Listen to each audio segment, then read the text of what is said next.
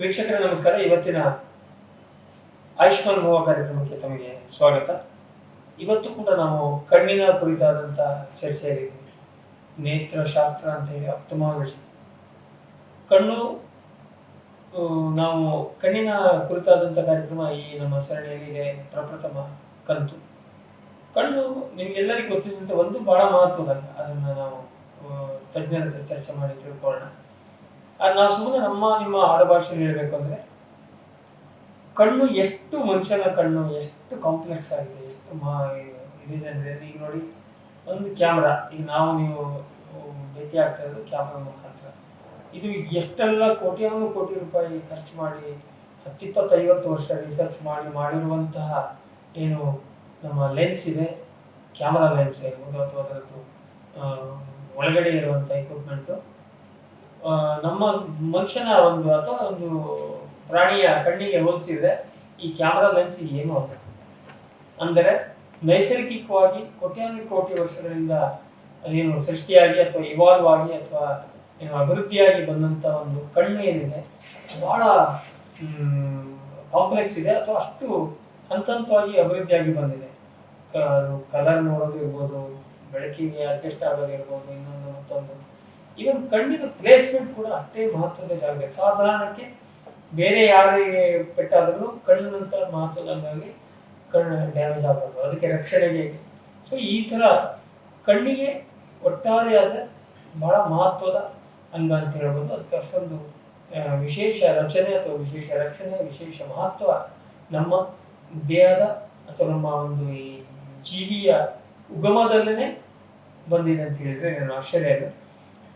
ಹಾಗಾಗಿ ಈ ಕಣ್ಣು ಏನು, ಈ ಕಣ್ಣು ಶಾಸ್ತ್ರ ಏನಿದೆ ಅಥವಾ ಈ ಆಪ್ಥಮಾಲಜಿ ಏನಿದೆ, ನೇತ್ರಶಾಸ್ತ್ರ ಅಂತ ಹೇಳ್ಬೋದು, ನೇತ್ರ ವಿಜ್ಞಾನ ಅಂತ ಹೇಳಿ, ಅದು ಹೇಗೆ ಬಂತು, ಅದರ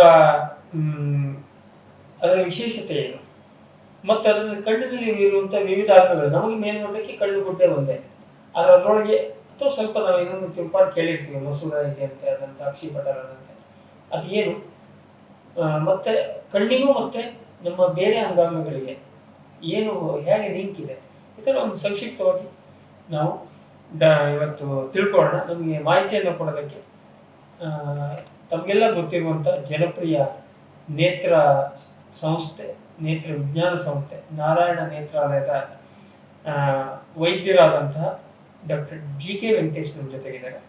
ಇವರು ಹಿರಿಯ ನೇತ್ರ ವೈದ್ಯರು ಅಥವಾ ಆಪ್ಥಮಾಲಜಿಸ್ಟು, ಕ್ಯಾಟ್ರಾಕ್ಟ್ ಸಂಬಂಧಪಟ್ಟಂತೆ. ಅದರಲ್ಲೂ ನೇತ್ರ ವಿಜ್ಞಾನದಲ್ಲೂ ಒಂದು 5-8 ಶಾಖೆಗಳಿದ್ದಾವೆ. ಈಗ ಡಾಕ್ಟರ್ GK ವೆಂಕಟೇಶ್ ಅವರು ಮಾತಾಡಿಸಿ ಕಣ್ಣಿನ ಬಗ್ಗೆ ಒಂದು ಸ್ಥೂಲವಾದ ಮಾಹಿತಿಯನ್ನು ಪಡ್ಕೊಳ್ಳೋಣ. ಡಾಕ್ಟರ್ ನಮಸ್ಕಾರ. ಸರ್ ನಮಸ್ಕಾರ. ಇವತ್ತಿನ ನಮ್ಮ ಆಯುಷ್ಮಾನ್ ಭವ ಕಾರ್ಯಕ್ರಮಕ್ಕೆ ಮತ್ತು ನಮ್ಮ ಫಾರ್ಮ್ ಟಿವಿ ಹೆಲ್ತ್ ವಾಹಿನಿಗೆ ತಮಗೆ ಸ್ವಾಗತ. ಸರಿಗೆ ನಾವು ಮೂಲ ವಿಷಯಕ್ಕೆ ಹೋಗೋದಕ್ಕಿಂತ ಮೊದಲೇ ತಾವು ನಮ್ಮ ವಾಹಿನಿಗೆ ಪ್ರಪ್ರಥಮವಾಗಿ ಬರ್ತಾ ಇದ್ದೀವಿ. ತಮ್ಮ ಇಂಟ್ರೊಡಕ್ಷನ್, ತಾವು ಎಲ್ಲಿ, ಯಾವ ಊರವರು, ಏನು ಓದಿರೋದು, ಎಲ್ಲಿ ಓದಿರೋದು? ಸರ್ ಧನ್ಯವಾದಗಳು. ನಾನು ಬಾರ್ನ್ ಅಂಡ್ ಬ್ರಾಟಪ್ ಇಲ್ಲಿ ಬ್ಯಾಂಗ್ಳೂರ್ ಹುಡುಗ. ಫಸ್ಟ್ ನ್ಯಾಷನಲ್ ಹೈಸ್ಕೂಲ್ ಪಾರ್ಟ್ ತಗೊಂಡ್ರೆ ನ್ಯಾಷನಲ್ ಹೈಸ್ಕೂಲ್ ಬಸವನಗುಡಿಯಲ್ಲಿ ಓದಿದನು. ನೆಕ್ಸ್ಟ್ ಕಾಲೇಜು ನ್ಯಾಷನಲ್ ಕಾಲೇಜ್ ಬಸವನಗುಡಿಯಲ್ಲೇ. MBBS ಬಂದಾಗ Kempegowda institute of medical science ವಿಜಯಪುರಮಲ್ಲಿ ಮಾಡಿತ್ತು. ನಂತರ 1 ವರ್ಷ SHO ಹಾಫ್ತಲ್ ಅಂತ ಸೈಂಟ್ ಮಾರ್ಥಾಸ್ ಅಲ್ಲಿ ನಾನು ಸೀನಿಯರ್ ಹೌಸ್ ಆಫೀಸರ್ ಆಫ್ಥಾಲ್ಮಾಲಜಿಯಲ್ಲಿ ಸೈಂಟ್ ಮಾರ್ಥಾಸ್ ಅಲ್ಲಿ ಮಾಡಿದೆ. ನಂತರ ಪೋಸ್ಟ್ ಗ್ರಾಜುಯೇಷನ್ಗೆ ಮೈಸೂರು ಮೆಡಿಕಲ್ ಕಾಲೇಜ್ ಮೈಸೂರಲ್ಲಿ ಮಾಡಿದ್ದೀನಿ. ತದನಂತರ ಅದಾದ್ಮೇಲೆ ನಾನು ಪ್ರಭಾಯ ಕ್ಲಿನಿಕ್ ಅಂತ ಸುಮಾರು ಒಂದು 15 ವರ್ಷ ಮಾಡಿದೆ. ನಂತರ ನಾನು ಶ್ರದ್ಧಾ ಹೈಕೇರ್ ಅಂತ ಇತ್ತು, ಇವ್ರದ್ದು ನೇತ್ರಧಾಮದವ್ರದ್ದು, ಅಲ್ಲೊಂದು 5 ವರ್ಷ ಕೆಲಸ ಮಾಡಿದೆ. ಅದಾದ ನಂತರ ಡೈರೆಕ್ಟ್ ಆಗಿ ನಾನು ಇಲ್ಲಿ ನಾರಾಯಣ ನೇತ್ರಾಲಯಲ್ಲಿ ಇದು 4ನೇ ವರ್ಷ ರನ್ನಿಂಗ್.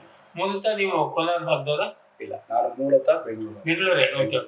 ಸರ್, ಈಗ ಆಪ್ಥಮಾಲಜಿ ಸಪರೇಟ್ ಆಗೋದು ನಿಮ್ಗೆ ಮಾಸ್ಟರ್ ಡಿಗ್ರಿಯಿಂದ ಮೊದಲೇ MBBS ಮಾಮೂಲಿ ಬೇಸಿಕ್ MBBS ಓದ್ಲೇಬೇಕು. ಅದಾದ ನಂತರನೇ ನೀವು ಯಾವ್ದಾದ್ರು ಮಾಸ್ಟರ್ಸ್ ಮಾಡ್ಬೇಕಂತಿದ್ರೆ, ಸ್ಪೆಷಲೈಸೇಷನ್ ಮಾಡ್ಬೇಕಂತಿದ್ರೆ ನಾನಾ ರೀತಿ ನಿಮ್ಗೆ ಇದಿದೆ, ಸಬ್ಜೆಕ್ಟ್ಗಳಿದೆ. ಅದರಲ್ಲಿ ಮೆಡಿಸಿನ್ ವಿಚಾರದಲ್ಲಿ ಬಂದಾಗ ಕಣ್ಣಿನಲ್ಲಿ ಸಂಬಂಧಪಟ್ಟಿತ್ತು, ಅದು ಆಫ್ಥಾಲ್ಮಾಲಜಿ ಅಂತ ಹೇಳ್ತಾರೆ. ಅದ್ರ ಬಗ್ಗೆ ಆಫ್ಥಾಲ್ಮಾಲಜಿ ಸ್ಟಡೀಸ್ ಮಾಡಬೇಕಾಗ್ತದೆ. ಅದು 3 years ಕೋರ್ಸು, 2 years ಕೋರ್ಸ್ ಆಗ್ತಿದೆ. ಅದನ್ನ ನೀವು ಎಂಟ್ರೆನ್ಸ್ ಮುಖಾಂತರ ಎಕ್ಸಾಮ್ಸ್ ಬರ್ಬಿಟ್ಟು ದೆನ್ ಯು ಹ್ಯಾವ್ ಟು ಇದಕ್ಕೆ ಕ್ವಾಲಿಫೈ ಆದ ನಂತರವೇ ನಿಮಗೆ. ನೀವು ಯಾವ್ದು PG ಯಾವ್ದು ಮಾಡಿದ್ರಿ? ನಾನು ಅದೇ ನಂದು post graduation diploma in medical science ಅಂತ ಆಫ್ಥಾಲ್ಮಾಲಜಿ ಅಂತ ಮೈಸೂರು ಮೆಡಿಕಲ್ ಕಾಲೇಜಲ್ಲಿ 1996 ಇಂದ 1998 ಅಲ್ಲಿ ಮುಗಿಸ್ತಾರೆ. ಓಕೆ ಡಿಪ್ಲೊಮಾ DOMS ಅಂತ. ಅದಕ್ಕಿಂತ ಮುಂಚೆ SHO ಆಫ್ಥಾಲ್ ಅಂತ. ಯಾಕಂದ್ರೆ ನನಗೆ ಈ ಕಣ್ಣಿನ ಬಗ್ಗೆ ಬಹಳ ಇಷ್ಟ ಇರೋದ್ರಿಂದ ಕ್ಯಾಶುಯಾಲಿಟಿ ಮೆಡಿಕಲ್ ಆಫೀಸರ್ ಆಗಿ ಜಾಯ್ನ್ ಆಗಿದೆ ಸೈಂಟ್ ಮಾರ್ತಾಸ್ ಅಲ್ಲಿ. ಅಲ್ಲಿ ಅವಕಾಶಗಳು ಕೊಟ್ರು ನನಗೆ, 1 ವರ್ಷ ನೀವು SHO ಆಫ್ಥಾಲ್ ಅವಕಾಶ ಇದೆ ಸೇರ್ತೀರಂತ. ಆಗ ನಾನು ಆ ಫೀಲ್ಡ್ ಅಲ್ಲಿ ಹೋದಾದ್ಮೇಲೆ ನನ್ಗೆ ಬಹಳ ಆಸಕ್ತಿ ಬಂತದೆ, ತುಂಬಾನೇ ಇಷ್ಟ. SHO ಆಫ್ಥಾಲ್ ಅಲ್ಲಿ 1 ವರ್ಷ ಮಾಡಿದ ನಂತರ ಅದೇ ಫೀಲ್ಡ್ ಅಲ್ಲಿ ಹೋಗ್ಬೇಕು ಅನ್ಕೊಂಡು ನೆಕ್ಸ್ಟ್ PG ಬರ್ತೇನೆ ಎಕ್ಸಾಮ್. ಸರ್, ಈಗ ನಾವು ಮೂಲ ವಿಷಯಕ್ಕೆ ಬಂದ್ರೆ, ನಾನೀಗ ಆಂಕರಿಂಗ್ ನಲ್ಲಿ ಇಂಟ್ರೊಡಕ್ಷನ್ ನಲ್ಲಿ ಹೇಳಿದಾಗನೆ ಕಣ್ಣು ಬಹುಶಃ ಮನುಷ್ಯನ ಎಲ್ಲ ಅಂಗಾಂಗಗಳಲ್ಲಿ ಬಹಳ ಮಹತ್ವದ್ದು ಅಥವಾ ಬಹಳ ಸೂಕ್ಷ್ಮದ್ದು ಅಥವಾ ಬಹಳ ಕಾಂಪ್ಲೆಕ್ಸ್ ಅಂತ ಹೇಳ್ಬೋದು. ಖಂಡಿತ. ಈಗ ಒಂದು ನಮ್ಮ ನಾಣ್ಣುಡಿನೇ ಇದೆ, ಗಾದೆನೇ ಇದೆ, ಪಂಚೇಂದ್ರಿಯಾನಂ ನಯನಂ ಪ್ರಧಾನಂ ಅಂತ. ಅಂದ್ರೆ ಈ 5 ಪಂಚೇಂದ್ರಿಯಗಳಲ್ಲಿ ಪ್ರಾಮುಖ್ಯತೆ ಕೊಟ್ಟಿರ್ತಕ್ಕಂಥದ್ದು ನಮ್ಮ ಕಣ್ಣಿಗೆ. ಯಾಕಂದ್ರೆ ಫಸ್ಟ್ ಪ್ರಿಫರೆನ್ಸ್ ಅದಕ್ಕೆ ಕೊಟ್ಟಿರೋದ್ರೆ ಆಬ್ವಿಯಸ್ಲಿ ತಿಳ್ಕೊಬೇಕು ನಾವು ಅದಕ್ಕೆ ಏನೆಲ್ಲ ಕಾಂಪ್ಲೆಕ್ಸಿಟಿ ಇದೆ ಅಂತ. ಈಗ ಇನ್ನೊಮ್ಮೆ ನಾನು ಇನ್ನೊಂದು ಹೇಳ್ತೇನೆ, ರವಿ ಕಾಣದನ್ನ ಕವಿ ಕಂಡ ಅಂತ ಒಂದು ಗಾದೆನೇ ಇದೆ. ಅದೇ ರೀತಿ ಈಗ ನಮ್ಮ ಕಣ್ಣಿನಲ್ಲಿರ್ತಕ್ಕಂಥ ಆಫ್ಥಾಲ್ಮಾಲಜಿಸ್ಟ್ ಕಾಣದನ್ನ ಬೇರೆ ಕಾಣಕ್ ಸಾಧ್ಯ ಇಲ್ಲ. ಯಾಕಂದ್ರೆ ನಾವು ಇನಿಷಿಯಲಿ ಏನು ಇದೆ ನೋಡಿ, ಕಣ್ಣಿನಲ್ಲಿ ಯಾವುದೇ ರೋಗಗಳ ತೊಂದರೆಗಳಿರ್ಬೋದು, ಅದನ್ನ ಒಮ್ಮೆ ನಾವು ಡೈರೆಕ್ಟ್ ಆಫ್ಥಾಲ್ಮೋಸ್ಕೋಪಿ ಅಥವಾ ಇಂಡೈರೆಕ್ಟ್ ಆಫ್ಥಾಲ್ಮೋಸ್ಕೋಪಿ ಮುಖಾಂತರ ನೋಡಿದಾಗ ಕೆಲವು ಕಾಯಿಲೆಗಳು ಬಹಳ ಸೂಕ್ಷ್ಮವಾಗಿ ಗೊತ್ತಾಗುತ್ತದೆ. ಆ ಗೊತ್ತಾದಾಗ ನಾವು ಕಣ್ಣಿನಲ್ಲಿ ಖಂಡಿತ ಗೊತ್ತಾಗುತ್ತೆ. ಅದೊಂದು ಸ್ಪೆಷಾಲಿಟಿ. ಇದು ಯಾಕೆ ಕಣ್ಣು ಬಗ್ಗೆ ಅಷ್ಟೊಂದು ನಾವು ಹೆಮ್ಮೆ ಪಡ್ತೀವಿ ಅಂತ ಹೇಳಿದ್ರೆ, ಕೆಲವರು ಕೆಲವು ವೈದ್ಯರಿಗೆ ಗೊತ್ತಾಗಿರ್ತಕ್ಕಂಥ ವಿಚಾರವನ್ನ ನಾವು ಕಣ್ಣಿನ ಮುಖಾಂತರ ನೋಡಿ ಅಸೆಸ್ ಮಾಡಿ ಖಂಡಿತವಾಗ ಸಂಬಂಧಪಟ್ಟ ಡಿಪಾರ್ಟ್ಮೆಂಟ್ ಕಳಿಸ್ಬೋದು. ಓಕೆ, ಅಂದ್ರೆ ದೇಹದ ಬೇರೆ ಭಾಗದಲ್ಲಿ ಉಂಟಾಗಿರೋ ಯಾವುದೋ ಒಂದು ಸಮಸ್ಯೆ ಅದರದ್ದು ರಿಫ್ಲೆಕ್ಷನ್ ಕಣ್ಣಲ್ಲಿ ಕಾಣುತ್ತೆ. ಖಂಡಿತ. ಫಾರ್ ಎಕ್ಸಾಂಪಲ್, ಅದಕ್ಕೆ ಒಂದು ಎಕ್ಸಾಂಪಲ್ ಕೊಡ್ತೀನಿ. ಫಾರ್ ಎಕ್ಸಾಂಪಲ್, ಕೆಲವು ಜನಕ್ಕೆ ನನಗೆ ಡಯಾಬಿಟಿಸ್ ಇದೆ ಅನ್ನೋದು ಎಷ್ಟೋ ಜನ ಗೊತ್ತಿರಲ್ಲ. ಕಿಡ್ನಿ ರಿಲೇಟೆಡ್ ಇಶ್ಯೂಸ್ ಇದೆ ಅಂತ ಎಷ್ಟೋ ಜನ ಗೊತ್ತಿದೆ. BP ಸಹಿತ ಹೈಪರ್ ಟೆನ್ಷನ್ ಇದೆ ಅನ್ಕೊಂಡು ಗೊತ್ತಿರಲ್ಲ. ಒಮ್ಮೆ ನಾವು ಕಣ್ಣಿನ ಪಾಪ ಡೈಲೇಟ್ ಮಾಡಿದಾಗ, ನಾವು ಇಂಡೈರೆಕ್ಟ್ ಆಫ್ಥಾಲ್ಮೋಸ್ಕೋಪಿಯಲ್ಲಿ ನೋಡಿದಾಗ ಖಂಡಿತವಾಗಿ ಆ ಕಣ್ಣಿನಲ್ಲಿ ನಾನಾ ರೀತಿ ಚೇಂಜಸ್, ರಕ್ತನಾಳಗಳಲ್ಲಿ ನಾನಾ ರೀತಿ ಚೇಂಜಸ್ ಆಗ್ತದೆ. ಆಗ ನಮಗೆ ಗೊತ್ತಾಗುತ್ತೆ, ಇದು ಸಂಬಂಧಪಟ್ಟಿದ್ದು diabetic retinopathy changes, hypertensive retinopathy changes, ಮತ್ತೆ ರೀನಲ್ ಇಶ್ಯೂಸ್ ಇಂದ ಆಗಿದೆ ಅನ್ನೋದನ್ನು ಖಂಡಿತವಾಗೂ ಕಣ್ಣಿನ ರೆಟಿನಲ್ಲಿ ಗೊತ್ತಾಗುತ್ತೆ. ಕಣ್ಣಿನ ಮುಖಾಂತರ ಬೇರೆ ಡಯಾಗ್ನೋಸಿಸ್ ಆಗುತ್ತೆ. ಬಟ್ ಕೊನೆ ಪಕ್ಷ ಒಂದು ಬೇಸಿಕ್ ನಿಮ್ಗೆ ಏನೋ ನಡೀತಾ ಇದೆ, ಏನೋ ತೊಂದರೆ ಇದೆ ಅನ್ನೋದು ಖಂಡಿತವಾಗಿ ಹೇಳಿ. ಹಾರ್ಟ್ ರಿಲೇಟೆಡ್ ಇದು ಗೊತ್ತಾ? ಹಾರ್ಟ್ ಮತ್ತೆ ಅದೇ ಸಾಧಾರಣವಾಗಿ ಹಾರ್ಟ್ ರಿಲೇಟೆಡ್ ಇಶ್ಯೂಸ್ಗಳು ಕಮ್ಮಿ. ಬಟ್ ಮೇನ್ ಈಗ ತಿಳಿದಂಗೆನೆ ಈಗ ಡಯಾಬಿಟಿಕ್ ಮೆಲೈಟಸ್ ಅಂತ ಕಾಯಿಲೆ ನಮ್ಮ ಇಂಡಿಯಾದಲ್ಲಿ ಯಾವ ಮಟ್ಟಕ್ಕೆ ಹಬ್ಬಿದೆ ಅಂತ ಹೇಳಿದ್ರೆ, ಈಗ 3ರಲ್ಲಿ ಒಬ್ಬರಿಗೆ ಈಗ ಡಯಾಬಿಟಿಸ್ ಇದೆ ಅನ್ನೋದನ್ನ ಈಗ ಸ್ಟಡೀಸ್ ಐಡಿಯಲಿ 5:1 ಇತ್ತು, ಈಗ 3:1 ಬರೋ ಚಾನ್ಸಸ್ ಕೂಡ ಇರೋದ್ರಿಂದ ಈಗ ಎಷ್ಟೋ ಜನಗಳಿಗೆ ಗೊತ್ತಿರ್ಲಿಕ್ಕಿಲ್ಲ. ಈ ಒಂದು ಪ್ರೀ ಡಯಾಬಿಟಿಕ್ ಸ್ಟೇಜ್ ಅಲ್ಲಿ ಇದ್ರು ಸಹ ಅವ್ರಿಗೆ ನನಗೇನಿಲ್ಲ, ಎಲ್ಲ ನಾರ್ಮಲ್ ಆಗಿದ್ದೀನಿ ಅಂತ ತಿಳ್ಕೊಂಡಿರ್ತಾರೆ. ಆದ್ರೆ ಕ್ರಮೇಣ ಅವರು ಕಣ್ಣಿಗೆ ಯಾವಾಗ ರೊಟೀನ್ ಆಗಿ ಒಂದ್ಸಲಿ ಚೆಕ್ ಮಾಡಿದಾಗ ಅವ್ರಿಗೆ ತಿಳಿದಿರ್ತಕ್ಕಂಥ ವಿಷಯ ನಾವು ಕಣ್ಣಿನಲ್ಲಿ ಅಸೆಸ್ ಮಾಡಿ ಹೇಳಿರೋದನ್ನ ಅವ್ರಿಗೆ ಎಷ್ಟೋ ಜನಗಳಿಗೆ ನಾವು ಎಷ್ಟೋ ರೋಗಿಗಳಿಗೆ ಹೇಳ್ತೀವಿ. ಆ ದೃಷ್ಟಿಯಿಂದನೂ ಇದು ಮಹತ್ವದ ಇಂದ್ರಿಯಗಳಲ್ಲಿ ಮಹತ್ವದ್ದು. ಆಮೇಲೆ ಸರ್, ನಾವು ಸುಮ್ಮನೆ ಜನಸಾಮಾನ್ಯರಾಗಿ ಹೇಳೋದು ಅಂದ್ರೆ, ಬೇರೆ ಯಾವ್ದು ಅಂಗಾಂಗಗಳು ಸ್ವಲ್ಪ ಹೆಚ್ಚು ಕಡಿಮೆ ಇದ್ರೂ ಹೆಂಗೋ ಮಾಡ್ಬೋದು. ಕಣ್ಣೇ ಕಾಣ್ಲಿಲ್ಲ ಅಂದ್ರೆ ಜಗತ್ತು ಶೂನ್ಯ. ಅಷ್ಟೇ. ಈಗ ಒಂದ್ ಕಿವಿಗಳು ಕೇಳಿ ಅಂದ್ರೆ ಹೆಂಗೋ ಮೇಂಟೈನ್ ಮಾಡ್ಕೊಂಡು ಹೋಗ್ಬೋದು. ಫಾರ್ ಎಕ್ಸಾಂಪಲ್, ಮಾತಿಲ್ಲದವನು ಮಾತು ಮ್ಯಾನೇಜ್ ಮಾಡ್ಕೊಬಹುದು. ಆದ್ರೆ ಕಣ್ಣಿದ್ರೆ ಕಣ್ಣು ಬಹಳ ಅವಶ್ಯಕತೆ. ಕಣ್ಣಿಲ್ಲ ಅಂದ್ರೆ ಅವ್ರಿಗೆ ಎಷ್ಟೋ ಜನಗಳು ಒಂದು 20%, 30% ಬ್ಲೈಂಡ್ನೆಸ್ ಇದ್ರು ಸಹ ಬದಲಾಡ್ತಾ ಇರ್ತಾರೆ. ಮತ್ತೆ ಕೆಲವರಿಗೆ ಪೂರ್ತಿ ಬ್ಲೈಂಡ್ನೆಸ್ ಅಂತ ಇದ್ಬಿಟ್ರೆ ಏನೂ ಅವ್ರ ಪ್ರಪಂಚವೇ ಏನಿಲ್ಲ ಅಂತ ಹೇಳ್ತಕ್ಕಂಥ ಸ್ಥಿತಿಗಳು ಬಂದಿದೆ. ಅಷ್ಟೇ. ಆ ದೃಷ್ಟಿಯಿಂದ ಕೂಡ ಕಣ್ಣು ಮಹತ್ವ ಅಂತ, ಬಹಳ ಮಹತ್ವ ಅಂತ ಹೇಳಿ. ಸೊ ಈಗ ನಾವು ಕಣ್ಣು, ನಮ್ಮ ಜನಸಾಮಾನ್ಯರಿಗೆ ಕಣ್ಣು ಅನ್ನೋದೇ ಒಂದು ಅಂಗ ಅಷ್ಟೇ. ನಮ್ಗೆ ಅದರೊಳಗೆ ಏನು ಹೆಚ್ಚಿನ ಇದು ಗೊತ್ತಿಲ್ಲ. ಮುಖ್ಯವಾದ ಕಣ್ಣಿನ ಭಾಗಗಳು ಅಂತ ಯಾವ್ದು ಹೇಳ್ತೀವಿ? ಖಂಡಿತ ಕಣ್ಣು ಓವರ್ ಆಲ್ ಅಂತ ಹೇಳ್ಬೇಕಾದ್ರೆ ಈಗ ನಾನು ನಿಮ್ಗೆ ಒಂದು ಮಾಡೆಲ್ ಮುಖಾಂತರನೇ ಹೇಳಕ್ ಇಷ್ಟಪಡ್ತೀನಿ. ಬಟ್ ಇನ್ ಡೆಪ್ತ್ ಅದು ಸೂಕ್ಷ್ಮತೆಯನ್ನ ಆಮೇಲೆ ಬೇಕಾದ್ರೆ ಹೇಳ್ಬೋದು ಅಷ್ಟೇನೆ. ಇದು ಒಂದು ಕಣ್ಣಿನ ಮಾಡೆಲ್ ಅಂತ ನಾನು ನಿಮ್ಗೆ ತೋರ್ಸಕ್ ಇಷ್ಟಪಡ್ತೇನೆ. ನಾರ್ಮಲಿ ಎಲ್ಲರಿಗೂ ತಿಳಿದ ವಿಚಾರ ಅಂದ್ರೆ ಕಣ್ಣು 2 ಕಣ್ಣುಗಳಿದೆ. ಈ ಕಣ್ಣುಗಳು ಅಂತ ಹೇಳಿದಾಗ ಈ ಒಂದು 2 ಕಣ್ಣುಗಳಿಂದ ನೋಡ್ಬೇಕಾದ್ರೆ ಬೈನಾಕ್ಯುಲಾರಿಟಿ ಅಂತ ಹೇಳ್ತೀವಿ. ಅಂದ್ರೆ 2 ಕಣ್ಣು ಒಂದು ವಸ್ತುಗಳನ್ನ ಗಮನಿಸಬೇಕಾದ್ರೆ 2 ಬೈನಾಕ್ಯುಲರ್ ಆಗಿ ಇರ್ಬೇಕು. ಸೊ 2 ಫೋಕಸ್ ಆಗ್ಬೇಕು. ಈ 2 ಬೈನಾಕ್ಯುಲಾರಿಟಿಗೆ ಹೇಳ್ಬೇಕಾದ್ರೆ ಇದಕ್ಕೆ ಸಂಬಂಧಪಟ್ಟ ಮಾಂಸ ಕಣ್ಣುಗಳು ಸಹ ಬಹಳ ಮುಖ್ಯ. ಇದನ್ನ ಕಂಟ್ರೋಲ್ ಮಾಡ್ತಕ್ಕಂತ ನರಗಳು ಸಹ ಮುಖ್ಯ. ಇದಕ್ಕೆ ಹೆಡ್ ಆಫೀಸ್ ಇರ್ತಕ್ಕಂತ ನಮ್ಮ ಬ್ರೈನ್ ಬಹಳನೇ ಮುಖ್ಯ. ಸೊ ಯಾವುದೇ ಒಂದು ಕಣ್ಣು ಸರಿ ಇದ್ದು ಇದೇ ಸರಿ ಇಲ್ಲ ಅಂತ ಹೇಳಿದ್ರೆ ಏನು ಉಪಯೋಗ ಬರ್ಲಿಕ್ಕಿಲ್ಲ. ನೀವು ಬೈನಾಕ್ಯುಲರ್ ವಿಷನ್ ಅಂತ ಹೇಳಿದ್ರೆ 2 ಕಣ್ಣು ಕಾಣಬೇಕು. ಅದಕ್ಕೆ ಏನ್ ಒಂದೇ ಕಣ್ಣು ಕಂಡ್ರೆ ನಂಗೆ ಕಾಣ್ತದಲ್ಲ, ಈ ಗಿಡ ಮರ ಬಿಲ್ಡಿಂಗ್ ಕಾಣ್ತಾ ಇದೆ. 2 ಏನಕ್ಕೆ ಬೇಕು? 2 ಕಂಡ್ರು ಅದೇ ಬಿಲ್ಡಿಂಗ್ ಕಾಣ್ತದೆ, ಒಂದರಲ್ಲೂ ಅದೇ ಕಾಣಿಸ್ತಾ ಇದೆ. ಏನ್ ವ್ಯತ್ಯಾಸ ಇದೆ? ಒಂದು ಕಣ್ಣು ಕಣ್ಣಲ್ಲ ಅಂತ ಹೇಳ್ಬೋದು. ಇರ್ಬೋದು ಪಟೋಡಿ ಅಂತವ್ರು ಒಂದ್ ಕಣ್ಣು ಇಟ್ಕೊಂಡು ಸೆಂಚುರಿ ಹೊಡೆದಿರ್ಬೋದು. ಆದ್ರೆ ಬೈನಾಕ್ಯುಲಾರಿಟಿ ಅಂತ ಹೇಳಿದ್ರೆ ಆ ಡೆಪ್ತ್ ಆಫ್ ಪರ್ಸೆಪ್ಷನ್ ಅಂತ ಒಂದು ಪದ ಇದೆ. 3D ಯೂಶಲಿ ಒಪ್ಪಂಡೆ ಈ ಡೆಪ್ತ್ ಆಫ್ ಪರ್ಸೆಪ್ಷನ್ ಅಂದಾಗ ಯಾವುದೇ ಬಾಯಿ ಎಸ್ಪೆಷಲಿ ನಮ್ಮಂತ ಸರ್ಜನ್ಸ್ ಗಳಿಗೆ ಒಂದ್ ಕಣ್ಣಲ್ಲಿ ಮಾಡಕ್ ಸಾಧ್ಯನೇ ಇಲ್ಲ. ಖಂಡಿತ ಸಾಧ್ಯ ಇಲ್ಲ. ಒಂದ್ ಕಣ್ಣಲ್ಲಿ ಮಾಡ್ತಕ್ಕಂಥ ಆಪರೇಟಿಂಗ್ ಇದಂತ ಸೂಕ್ಷ್ಮತೆ ಇದ್ರ ಬಗ್ಗೆ ನಾನು ಹೇಳೋದು ಅದು ಇಷ್ಟಪಡ್ತೀನಿ. ಇದ್ರನ್ನ ನಾವು 2 ಕಣ್ಣುಗಳಿಂದ ಡೆಪ್ತ್ ಆಫ್ ಫೋಕಸ್ ನ ಮೈನ್ಯೂಟ್ ಸ್ಟ್ರಕ್ಚರ್ಸ್ ಗಳನ್ನ ಅಸೆಸ್ ಮಾಡ್ಕೊಂಡು ಎಲ್ಲಿದ್ದೀವಿ ಅಂತ ನೋಡ್ಕೊಂಡು ಆ ಪಾಯಿಂಟ್ಗೆ ನಾವು ಒಂದು ಸ್ಮಾಲ್ ಲೇಸರ್ ಕಟ್ ಮಾಡ್ಕೊಂಡು ಆಪರೇಟ್ ಮಾಡಬೇಕು ಹೊರತು ಒಂದು ಕಣ್ಣಲ್ಲಾದ್ರೆ ಖಂಡಿತ ಮಾಡಕ್ ಸರ್. ಒಂದ್ ಕಣ್ಣು ಮುಚ್ಕೊಂಡು ಮೆಟ್ಲು ಇಳಿಯಕ್ ಆಗೋದಿಲ್ಲ, ಆಯ ತಪ್ಪಾಗುತ್ತೆ. ಇನ್ನು ಈ 2 ಕಣ್ಣಿದ್ರು ಸಹ ನರಗಳ ದೌರ್ಬಲ್ಯ ಇಟ್ಕೊಂಡ್ರು ಕೂಡ ಒಂದು ಕಣ್ಣು ಬಹಳ ಚೆನ್ನಾಗಿ ಕೇಳುತ್ತೆ, ಇನ್ನೊಂದು ಕಣ್ಣು ವೀಕ್ ಆದಾಗ ಅವಾಗ ಡಬಲ್ ವಿಷನ್ ಅಂತ ಚಾನ್ಸಸ್ ಇರ್ತದೆ. ಹಾಗಾಗಿ 2 ಕಣ್ಣಿನ ಗುಡ್ಡೆ ಜೊತೆಗೆ ಅದ್ರ ಪಕ್ಕ ಸಿಂಕ್ರೊನೈಸೇಷನ್ ಬಹಳ ಇಂಪಾರ್ಟೆಂಟ್, ಬೈನಾಕ್ಯುಲಾರಿಟಿ ಬಹಳ ಇಂಪಾರ್ಟೆಂಟ್. ಸೊ ಕಣ್ಣು ವಿಚಾರದಲ್ಲಿ ಹೇಳ್ಬೇಕಾದ್ರೆ ಖಂಡಿತವಾಗೂ ಒಂದು 3-4 ಅವರ್ 6 ಅವರ್ ಹೇಳ್ತಕ್ಕಂಥದ್ದು ಸ್ಥಿತಿಗಳಿದೆ. ಕಣ್ಣಿನಲ್ಲಿ ನಾನು ಈಗ ಸದ್ಯಕ್ಕೆ ನಿಮ್ಗೆ ಒಂದು ಬ್ರೀಫ್ ಆಗಿ ಹೇಳಕ್ ಇಷ್ಟಪಡ್ತೀನಿ. ಏನೇನು ಮುಖ್ಯವಾದಂತ ಅಂಗ ಅದೇ ಬಹಳ ಇಷ್ಟ. ನಾನ್ ನಿಮ್ಗೆ ಹೇಳ್ದಾಗೆ ಕಣ್ಣು ಒಂದು 2 ಕಣ್ಣು ಇರ್ತಕ್ಕಂಥ ಒಬ್ಬ ಮನುಷ್ಯನಿಗೆ ಮುಂಭಾಗದಲ್ಲಿ ಇರ್ತಕ್ಕಂಥದ್ದು ಇದು ಏನ್ ನಾವು ಈ ಕರಿಗುಡ್ಡೆ ಅಂತ ಹೇಳ್ತೀವಿ, ಇದು ಖಂಡಿತವಾಗೂ ಕಪ್ಪಗಿಲ್ಲ. ಇದು ಪಾರದರ್ಶಕ, ಇಟ್ ಈಸ್ ವೆರಿ ಟ್ರಾನ್ಸ್ಪರೆಂಟ್. ಇದನ್ನ ನಾವು ಕಾರ್ನಿಯಾ ಅಂತ ಹೇಳ್ತೀವಿ. ಈ ವಿಚಾರಗಳು ಹೇಳ್ತೀವಿ. ಹೊರಗಡೆಯಿಂದ ಕಾಣ್ತಿರೋದು ನಮ್ಗೆ ಹೊರಗಡೆ ಕಾಣ್ತಕ್ಕಂಥದ್ದು ಅದು ಆದ್ರೆ ಇದು ಯಾಕಪ್ಪ ಕಪ್ಪು ಕಾಣುತ್ತೆ ಅಂತಕ್ಕಂಥದ್ದಂದ್ರೆ ಹಿಂಭಾಗದಲ್ಲಿ ಇರ್ತಕ್ಕಂಥ ಐರಿಸ್ ಅನ್ನೋದು ಒಂದು ಅಂಶ. ಆಮೇಲೆ ನಿನ್ ಪಿಗ್ಮೆಂಟೇಶನ್ ಅದಿದೆಯಲ್ಲ, ಆ ಪಿಗ್ಮೆಂಟೇಶನ್ಸ್ಗೆ ಈ ರಿಫ್ಲೆಕ್ಷನ್ ನಮ್ಗೆ ಕಪ್ಪ ಕಾಣ್ತಕ್ಕಂಥ. ಸೊ ಇದನ್ನ ನೀವು ಕನ್ಸಿಡರೇಷನ್ ತಗೊಂಡಾಗ ಕಾರ್ನಿಯಾ ಏನಿದೆ ನೋಡಿ, ಈ ಕಣ್ಣಿನ ಭಾಗ 6 ಭಾಗ ಮಾಡ್ಕೊಂಡ್ರೆ 5 ಭಾಗದಷ್ಟು ಈ ಬೆಳ್ಳಿಗಿರ್ತಕ್ಕಂಥದ್ದು ಸ್ಕ್ಲೀರಾ ಅಂತ ಹೇಳ್ತೀವಿ. ಸೊ ಕಣ್ಣಿನ ಈ ಬೆಳ್ಳಿಗಿರದೆ ನೋಡಿ, ಕಣ್ಣಿನ ಹೊರಭಾಗನೂ ಅಷ್ಟೇ ಸೆಂಟರ್ ಪಾಯಿಂಟ್ ಬಿಟ್ಬಿಡಿ. ಇಲ್ಲಿ ಮಿಕ್ಕಿದ ಭಾಗ ಈಗ 6 ಭಾಗ ನೀವು ಮಾಡ್ಕೊಂಡ್ರೆ ಅದ್ರಲ್ಲಿ ಒಂದೇ ಭಾಗ ಇರತಕ್ಕಂಥದ್ದು ಕರಿಗುಡ್ಡೆ. ಇನ್ನು ಮಿಕ್ಕಿದ 5ನೇ ಭಾಗ ನಿಮ್ಗೆ ಸ್ಕ್ಲೀರಾ ಅಂತ ಸ್ಕ್ಲೀರಾ ಅಂತ ಹೇಳ್ತೀವಿ.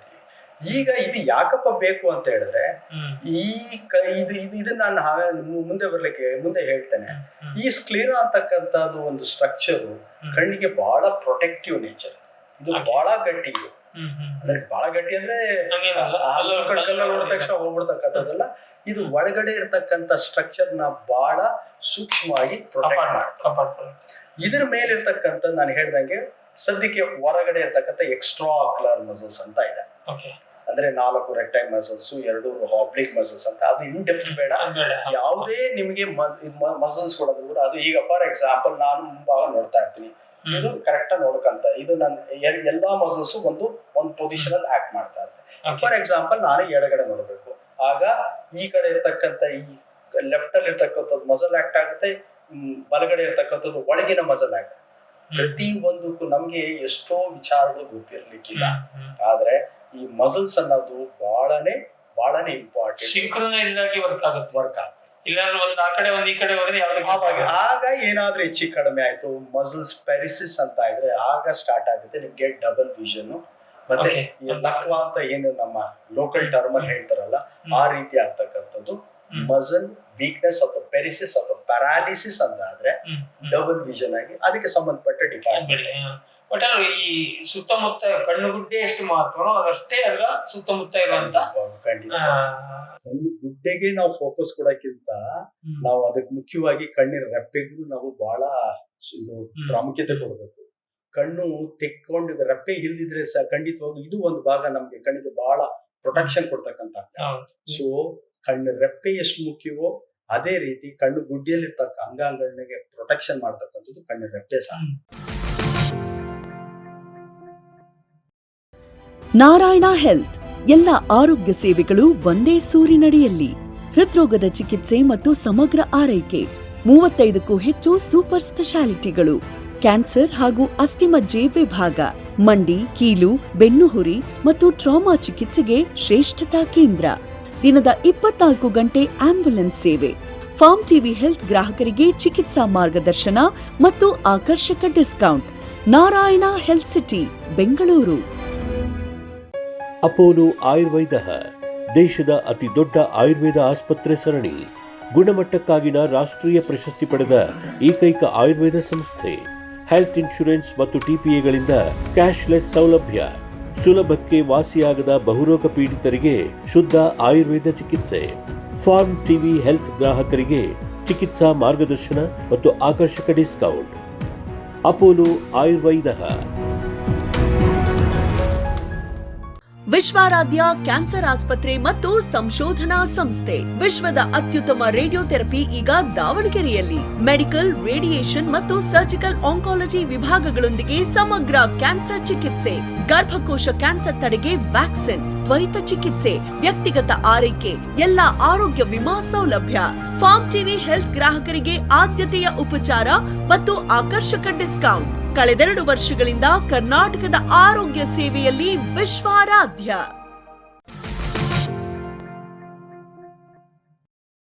ಈಗ ಒಂದು ಹೊರಗಡೆ ಇರ್ತಕ್ಕಂಥದ್ದು ಕಾರ್ನಿಯಾ ಅಂತ ಹೇಳಿದೆ.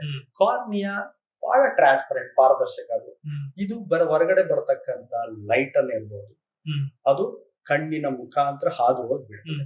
ಇದು ಒಂದೇ ಎಲ್ಲಾ ಇರ್ತಕ್ಕಂಥ ಜಾಗದಲ್ಲಿ ಲೈಟ್ ಅನ್ನ ಬಿಡಲ್ಲ. ಇದು ಒಳಗಡೆ ಇರ್ತಕ್ಕಂತ ಒಂದು ಪಾಪ, ನೋಡಿದ್ರಿ ನೀವು ಎಷ್ಟೇ ಪಾಪ ಅಂತ ಹೇಳಿದ್ರೆ ಅದಕ್ಕೆ ನಾವು ಪ್ಯೂಪಿಲ್ ಅಂತ ಹೇಳ್ತೀವಿ. ಆ ಪ್ಯೂಪಿಲ್ ಇನ್ನೂ ಎಷ್ಟು ಸ್ಪೆಷಾಲಿಟಿ ಅಂತ ಹೇಳಿದ್ರೆ ಎಷ್ಟು ಬೇಕೋ ಅಷ್ಟು ಓಪನ್ ಅಪ್ ಆಗುತ್ತೆ. ಅಂದ್ರೆ ಬ್ರೈಟ್ ಲೈಟ್ ಇದ್ದಾಗ ಸಣ್ಣಗಾಗ್ತಕ್ಕಂಥದ್ದು, ಮತ್ತೆ ಡಿಮ್ ಲೈಟ್ ಕತ್ಲೆ ಇದ್ದಾಗ ಹೊರಗಡೆ. ಇದು ನ್ಯಾಚುರಾಲಿಟಿ ಹೆಂಗೆ ಪ್ರೊಟೆಕ್ಷನ್ಸ್ ಕೊಟ್ಟಿದೆ ಅಂತ ಹೇಳಿದ್ರೆ, ನಿಮ್ಗೆ ಲೈಟ್ ಬಿದ್ದ ತಕ್ಷಣ ಪಾಪ ತುಂಬಾ ಸಣ್ಣಗಾಗೋದು, ಕತ್ಲೆ ಇದ್ದಾಗ ದೊಡ್ಡದಾಗಕ್ಕೆ ಇನ್ನೂ ಒಂದು ಇಂಪಾರ್ಟೆಂಟ್ ರೀಸನ್ ಏನಪ್ಪಾ ಅಂತ ಹೇಳಿದ್ರೆ, ಬ್ರೈಟ್ ಲೈಟ್ ಅಲ್ಲಿ ಸೆಂಟರ್ ಪಾಯಿಂಟ್ ಅಲ್ಲಿ ಇರ್ತಕ್ಕಂತ ಈ ರೆಟಿನಾ ಅಂತ ಏನಿದೆ ನೋಡಿ, ಅಲ್ಲಿ ನಮಗೆ ಲೈಟಿನ ಅಂಶಗಳಿರ್ತಕ್ಕಂಥ ಗ್ರಾಪ್ಸ್ ಮಾಡ್ತಕ್ಕಂಥ ವಸ್ತುಗಳಿದೆ.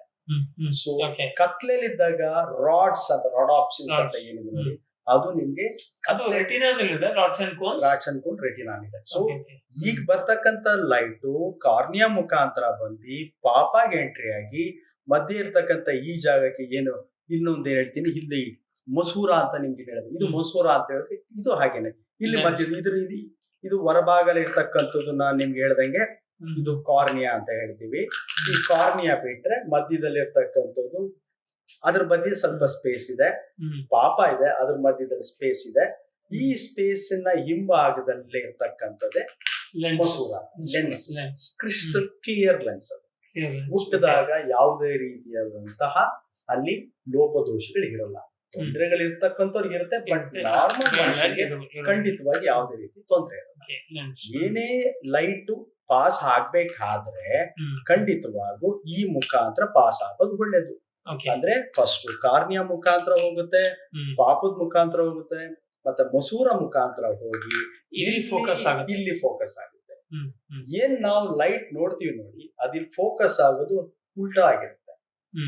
ಸೊ ಸೀದಾ ನಮ್ಗೆ ಹೇಳ್ತಕ್ಕಂಥದ್ದು ಮೇನ್ ಹೆಡ್ ಆಫೀಸು ಬ್ರೈನ್.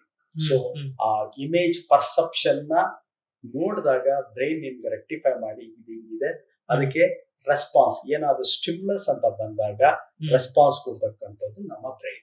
ಈಗ ರೆಟಿನಾ ಮೇಲೆ ಉಲ್ಟಾ ಇಮೇಜ್ ಬರ್ತದೆ, ನಮ್ಮ ಬಾಕಿ ಫಿಸಿಕ್ಸ್ ಅಲ್ಲಿ ನಾವು ನೋಡಿದಾಗ ಕರೆಕ್ಟ್.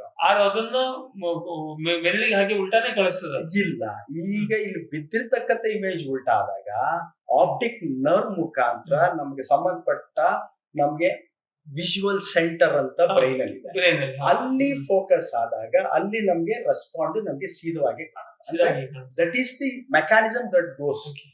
ಅರ್ಥ ಆಯ್ತಾ? ಸೊ ಅವಾಗ ಬ್ರೈನ್ ಹೇಳುತ್ತೆ ಈಗ ಸಂಬಂಧಪಟ್ಟ ಇನ್ನಿತರೆ ಅಂಗಾಂಗಗಳಿಗಿರ್ಬೋದು, ಮೂವ್ಮೆಂಟ್ಸ್ ಆಫ್ ದಿ ಬಾಡೀಸ್ ಇರ್ಬೋದು, ಅದು ರೆಕ್ಟಿಫೈ ಮಾಡಿ ಇದನ್ನ ನೀನ್ ನೋಡಿದ್ಯಾ, ಇದಕ್ಕೆ ಯಾವ ರೀತಿಯಾದ ಪ್ರತ್ಯುತ್ತರನು ಅಥವಾ ರೆಸ್ಪಾನ್ಸ್ ಕೊಡಬೇಕು ಅನ್ನೋದನ್ನ ಬ್ರೈನ್ ಹೇಳುತ್ತೆ.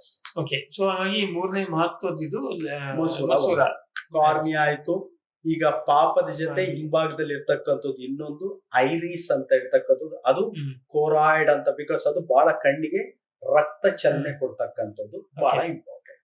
ಯಾಕಂದ್ರೆ ಪ್ರತಿಯೊಂದು ಜೀವಿಗಳಿಗೆ, ಯಾವುದೇ ಒಂದು ಸೆಲ್ಸ್ ಗಳಿಗೆ ಬ್ಲಡ್ ಸಪ್ಲೈ ಬಹಳ ಅವಶ್ಯಕತೆ ಇದೆ.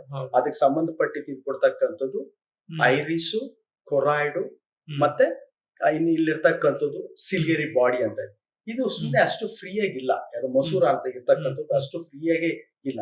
ಇದಕ್ಕೆ ತನ್ನದೇ ಆದಂತ ಒಂದು ಸಣ್ಣ ಸಣ್ಣ ಎಳೆ ಇರ್ತಕ್ಕಂಥ ಸಸ್ಪೆನ್ಸರಿ ಲಿಗಮೆಂಟ್ ಅಂತ ಇರ್ತದೆ.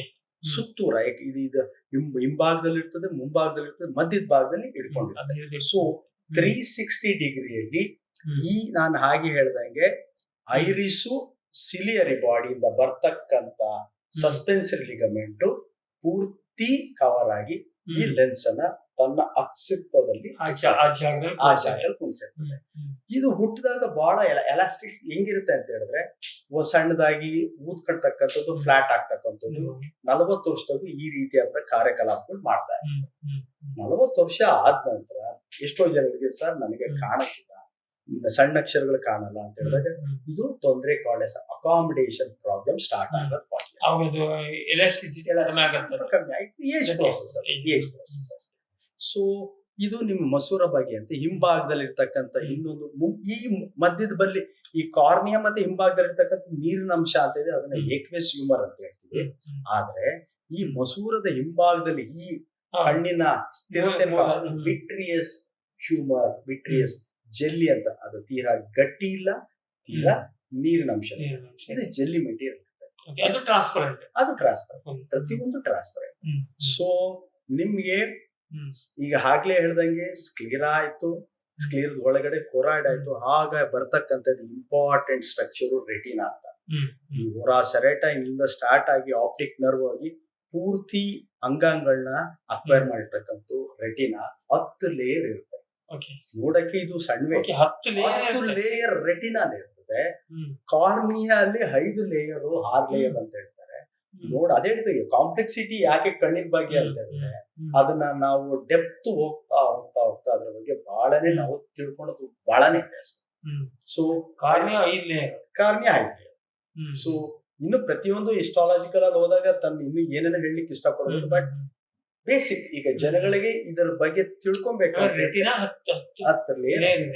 ಸೊ ಯಾವ್ದು ಇದರಲ್ಲಿ ಮತ್ತೆ ರೆಟಿನಲ್ ಇರ್ತಕ್ಕಂಥ ನರಗಳಿರ್ಬೋದು, ಅದೆಲ್ಲ ಒಂದೊಂದಾಗಿ ಒಂದು ಮಟ್ಟಕ್ಕೆಲ್ಲ 360 ಇರ್ತಕ್ಕಂಥದ್ದು ಆಪ್ಟಿಕ್ ನರ್ವ್ ಆಗಿ ಫಾರ್ಮೇಶನ್ ಹಾಕೊಂಡು ಈ ನರ ಪೂರ್ತಿ ನಮ್ಗೆ optic nerve, optic track, optic asthma ಅಂತ ಏನಾಗ್ತದೆ ಅದು ಬ್ರೈನಿನ ಅಂಗಾಂಗಲ್ಲಿ ಹೋಗಿ ಸೇರ್ಕೊಳುತ್ತೆ. ಸೊ ಅಲ್ಲಿಂದ ಬರ್ತಕ್ಕಂಥದ್ದೇ ನಾನಾ ರೀತಿ ನರ. ಈಗ ಸರ್ ಇದು ಕಣ್ಣಿನಿಂದ ಬ್ರೈನ್ ಪಾಯಿಂಟ್ಗೆ ಆಪ್ಟಿಕ್ ನರ್ವ್ ಲೆಂತ್ ಎಷ್ಟಿರ್ಬೋದು ಸರ್? ಯೂಶಲಿ ಅಪ್ರಾಕ್ಸಿಮೇಟ್ಲಿ ಒಂದು 2.5 ಸೆಂಟಿಮೀಟರ್ ಅಂತ ಹೇಳ್ತಾರೆ. ಬಟ್ ಅದನ್ನ ಇನ್ ಡೆಪ್ತ್ ಅಂತ ಹೇಳಿದಾಗ ಸ್ಟಡಿ ಮಾಡಿದಾಗ ಅದನ್ನ optic back side optic nerve ಇಂದ ಇಲ್ಲಿಂದ ಸ್ಟಾರ್ಟ್ ಆಗುತ್ತೆ. ಇದು ಸ್ಟಾರ್ಟ್ ಆಗಿ ಆಪ್ಟಿಕ್ ಕಯಾಸ್ಮಾ ಮುಖಾಂತರ ಮತ್ತೆ ನಮ್ಗೆ ಟ್ರ್ಯಾಕ್ಟ್ ರೇಡಿಯೇಷನ್, ಆಪ್ಟಿಕ್ ರೇಡಿಯೇಷನ್ ಅಂತ ಹಾಕೊಂಡು ಆಪ್ಟಿಕ್ ವಿಜುವಲ್ ಕಾರ್ಟೆಕ್ಸ್ ತನಕ ಹೋಗುತ್ತೆ ಸರ್. ಸರಿ, ಕಣ್ಣಿನ ಸಂಕ್ಷಿಪ್ತವಾಗಿ ಹೇಳಿದ್ರಿ. ಒಟ್ಟಾರೆ ಎಲ್ಲದೂ ಮಹತ್ವನೇ ಅಂತ ಆದ್ರೂ ಕಣ್ಣಿನಲ್ಲಿ ಬಹಳ ಮಹತ್ವದ ಕೆಲಸ ಅಥವಾ ಮೇನ್ ಜವಾಬ್ದಾರಿ ಯಾರದಿದೆ? ಖಂಡಿತವಾಗಿ ಒಂದು ಬಿಟ್ಟು ಒಂದ್ ಹೇಳಕ್ ಸಾಧ್ಯನೇ ಆಗೋದಿಲ್ಲ. ಕಣ್ಣು ಅಂತ ಬಂದಾಗ ಈಗ ಕಾರ್ನಿಯಾ ಬೆಳ್ಳಗಾಗ್ಬಿಟ್ರೆ ಖಂಡಿತವಾಗಿ ದೃಷ್ಟಿ ಕಾಣಲ್ಲ. ಇಲ್ಲಿ ಲೆನ್ಸ್ ಮಸೂರ ಬೆಳ್ಳಗಾದ್ರೂ ಖಂಡಿತವಾಗೂ ದೃಷ್ಟಿ ಕಾಣಲ್ಲ. ರೆಟಿನಾಲ್ ಡ್ಯಾಮೇಜ್ ಇದ್ರೆ ಖಂಡಿತವಾಗೂ ದೃಷ್ಟಿ ಕಾಣಲ್ಲ. ಕಣ್ಣು ಅಂತ ಬಂದಾಗ ಪ್ರತಿ ಒಂದು ಅಂಗಾಂಗಗಳು ಬಹಳವೇ ಇಂಪಾರ್ಟೆಂಟ್. ಯಾವುದೇ ಒಂದು ಕೈ ಕೊಟ್ರು ಅರ್ಧ ಕೆಲಸ ಮಾಡಿದ್ರು ಕಣ್ಣು ಕಾಣಲ್ಲ. ಅಲ್ಲಲ್ಲ, ಯಾವುದೇ ಒಂದು ಕೈ ಕೊಟ್ರು ಕೂಡ ಅದಕ್ಕೆ ಸಂಬಂಧಪಟ್ಟ ತೊಂದರೆ ಆಗಿತ್ತಾನೆ ಬೇರೆಗಳಿಗೂ ಎಫೆಕ್ಟ್ ಜಾಸ್ತಿ ಆಗುತ್ತೆ. ಸರ್, ಈಗ ನಾನು ಒಂದು ಯಾಕೆಂದ್ರೆ ಇದು ನಮ್ಮ ಜನಸಾಮಾನ್ಯರ ದೃಷ್ಟಿಯಿಂದ ನಮ್ಗೆ ಇಷ್ಟ ಸಾಕು. ಯಾಕೆಂದ್ರೆ ಇದು ಇನ್ನೂ ಬಹಳ ಮಹತ್ವದ್ದು ಅಥವಾ ಅದ್ರ ಬಹಳ ವಿವರಣೆ ಇದೆ. ಈಗ ಈ ಕಣ್ಣಿಗೂ ಮತ್ತೆ ಸುತ್ತಮುತ್ತ ಇರುವಂತ ಬೇರೆ ಅಂಗಾಂಗಗಳಿಗೂ ಇಂಟರ್ಲಿಂಕ್ ಹೇಗಿದೆ? ನಾನು ಏನೇ ಕೇಳ್ತೀನಿ ಅಂದ್ರೆ, ಕಣ್ಣು ಬಹಳ ಉರಿ ಬಂದಾಗ ತಲೆಗೆ ಎಣ್ಣೆ ಹಾಕಿ ಅಂತೇಳಿ ನಮ್ಮ ಹಳ್ಳಿಯಲ್ಲಿ ಹೇಳೋದಿದೆ, ನಾವು ಹಾಕೋದಿದೆ, ಹರಳೆಣ್ಣೆ ಹಾಕಿ ಅವು ಕಣ್ಣು ತಂಪಾಗ್ತದೆ. ಹಿಂಗೆ ಈ ಕಣ್ಣು, ಕಿವಿ, ಪಂಚೇಂದ್ರಿಯಗಳಲ್ಲಿ ಇಂಟರ್ಲಿಂಕ್ ಹೇಗಿದೆ? ಖಂಡಿತ, ಅದೊಂದು ಒಳ್ಳೆ ಪ್ರಶ್ನೆ. ಕಣ್ಣಿಗೂ ಮೈನ್ ಇರ್ತಕ್ಕಂಥ ಕಣ್ಣಿನ, ಈಗ ನೀವೇ ಕಣ್ಣಿನ ಮುಖಭಾಗ ಅಂತ ಈ ಕಣ್ಣಿನ ಎಲ್ಲಿ ಯಾವ ಜಾಗದಲ್ಲಿ ಇದೆ ಅಂತ ತಗೊಂಡಾಗ ಮೇಲ್ಭಾಗ, ಕಣ್ಣಿನ ಮೇಲ್ಭಾಗ ಇರ್ತಕ್ಕಂಥ ಈ ಸೈನಸ್ ಅಂತ ಇದೆ. ಸೈನಸ್ ಕಣ್ಣಿಗೆ ನೋವಂತ ಸ್ಟಾರ್ಟ್ ಆದಾಗ, ಬಟ್ ಕೆಲವೊಮ್ಮೆ ಬರೀ ಕಣ್ಣಿನ ನೋವಿಂದಲೇ ಕಣ್ಣಿಗೆ ಎಫೆಕ್ಟ್ ಆಗಿದೆ ಅಂತ ತಿಳ್ಕೊಂಬ. ಸೊ ಸೈನಸ್ ಪ್ರಾಬ್ಲಮ್ ಇದ್ರೂ ಕೂಡ ಕಣ್ಣಿಗೆ ತೊಂದರೆ ಆಗ್ತಕ್ಕಂಥ ಜಾಸ್ತಿ. ಎರಡನೇದಾಗಿ ಕಿವಿಯಲ್ಲಿ ರೆಫರ್ಡ್ ಪೇನ್ ಅಂತ ಇರ್ತದೆ.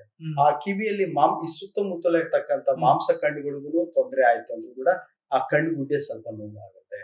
ಮೂರನೇದಾಗಿ ಹಲ್ಲು, ಡೆಂಟಲ್ ಅಪ್ಪರ್ ಡೆಂಟಲ್ ಕೇರಿಸ್ ಅಂತ ಇದ್ರು ಸಹ ಆ ಕಣ್ಣಿನಲ್ಲಿ ರಿಲೇಟೆಡ್ ರೆಫರ್ಡ್ ಪೇನ್. ಯಾಕಂದ್ರೆ ಎಲ್ಲದಕ್ಕೂ ಇಂಟರ್ ರಿಲೇಟೆಡ್ ಅಷ್ಟೇ. ಇಂಟರ್ ರಿಲೇಟೆಡ್ ಇರೋದ್ರಿಂದ ಬರೀ ಕಣ್ಣು ನೋವೇ ಅಂತ ವಿಚಾರ ತಿಳ್ಕೊಂಡಾಗ ನಿಮ್ಗೆ ಈ ಬೇರೆ ಬೇರೆ ಸಂಬಂಧಪಟ್ಟಿದ್ದು, ಈಗ ಏನಾಗ್ಬೋದು, ತಲೆಗೆ ಎಣ್ಣೆ ಹಾಕೊಂಡ್ರೆ ನಿಮ್ಗೆ ತಲೆನೋ ಇದಾಗುತ್ತೆ, ಬಟ್ ಅದರ ಇಶ್ಯೂಸ್ ನೋಡ್ಬೇಕಾಗುತ್ತೆ ನಾವು. ಅಂದ್ರೆ ಬಾಡಿಯಲ್ಲಿ ಇರ್ತಕ್ಕಂಥ ರಕ್ತನಾಳಗಳು ಇರ್ಬೋದು, ಬ್ಲಡ್ ಪ್ರೆಷರ್ ಇರ್ಬೋದು, ಅದೆಲ್ಲ ಕಣ್ಣಿಗೆ ಸಂಬಂಧ ಇಲ್ಲ. ಆದಷ್ಟು ಈ ವಿಚಾರಗಳು ಅಕ್ಕಪಕ್ಕ ಇರ್ತಕ್ಕಂಥ ಅಂಗಗಳು ನಾವು ಸೂಕ್ಷ್ಮವಾಗಿ ಗಮನಿಸಬೇಕು, ನೋಡ್ಕೋಬೇಕು. ಒಂದಕ್ಕೆ ತೊಂದರೆ ಆದ್ರೂ ಇನ್ನೊಂದಕ್ಕೆ ತೊಂದರೆ ಖಂಡಿತ. ಮತ್ತೆ ಕಣ್ಣು ಪಾಪ ಯಾರಿಗೋ ಕಾಲಿಗೆ ಹೊಡೆತ ಬಿದ್ರು ಕಣ್ಣು ನೀರು ಸುರಿಸ್ತದೆ. ಅದು ಅಲ್ಲಿಂದ ಅಲ್ಲಿಗೆ ನಾ ಹೇಳ್ದಂಗೆ ಎಲ್ಲ ಮೈನ್ ಅಂತ ಹೇಳಿದ್ರೆ ನಮ್ಮ ಹೆಡ್ ಬ್ರಾಂಚ್ ಅದೇನ್ ಹೇಳ್ತಾರೋ ಅದನ್ನ ನಾವು ಫಾಲೋ ಮಾಡ್ತೀವಿ. ಕಣ್ಣಿಗೆ ಏಟ್ ಬಿದ್ರೆ ಖಂಡಿತವಾಗಿ ಬಿದ್ದೇ ಬರ್ತದೆ. ಬಟ್ ಈ ಸ್ಟಿಮ್ಯುಲಸ್ ಅದು ರಿಫ್ಲೆಕ್ಸ್ ಅದ, that's called as reflex arc ಅಂತ ಏನಿದೆ ನೋಡಿ, ಅದು ಬ್ರೈನ್ ನ ಹೇಳ್ದಂಗೆ ನಾವು ಫಾಲೋ ಮಾಡ್ತೀವಿ. ಸರ್, ಈಗ ನಾವು ಪಾರ್ಟ್ಸ್ ಹೇಳುವಾಗ ನೀವು ಅಕ್ಕಪಕ್ಕದ್ದು ನರ್ವ್ಸ್ ಎಲ್ಲ ಹೇಳಿದ್ರಿ, ಮಸಲ್ಸ್ ಹೇಳಿದ್ರಿ. ಇನ್ನೊಂದು 2-3 ಮಹತ್ವದ್ದು ನನಗನ್ಸಿದ್ದು, ಕಣ್ಣಲ್ಲಿ ನೀರು ಎಲ್ಲಿಂದ ಬರುತ್ತೆ, ಯಾಕೆ ಬರುತ್ತೆ, ಹಾಗೇನೆ ಕಣ್ಣ ರೆಪ್ಪೆಗಳಲ್ಲಿ ಏನೋ ಇದು ಆಯಿಲ್ ಗ್ಲ್ಯಾಂಡ್ಸ್ ಇರುತ್ತೆ ಏನೋ ಕೇಳ್ಪಟ್ಟಿದ್ವಿ, ಏನೋ ಅಲ್ಲ? ಖಂಡಿತ. ಈಗ ಕಣ್ಣು ನೀರು ಎಲ್ಲಿಂದ ಬರುತ್ತೆ ಅನ್ನೋದು ಎಲ್ಲಾರ್ಗೂ ಒಂದು ಮುಖ್ಯವಾದಂತ ಪ್ರಶ್ನೆಗಳು.